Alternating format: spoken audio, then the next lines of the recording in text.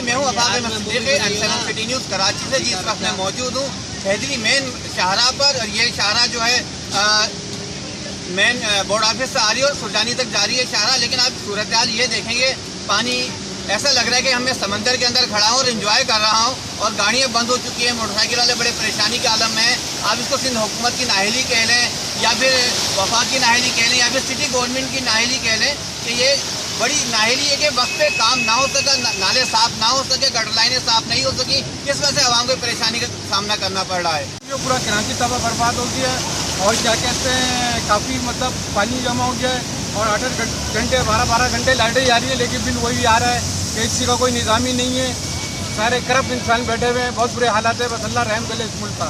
Road اور یہ تو بنا رہے ہیں, مطلب نالے کا انتظام کوئی نہیں ہے. بارش کا پانی سارا اوپر آ گیا, لوگوں کا بہت نقصان ہو گیا. نالے گڈر بند پڑے ہوئے سارے میرے بھائی. کیمرہ مین زاہد ایوب شیخ کے ساتھ Afaq Ahmed Siddiqui, M7 city news Karachi.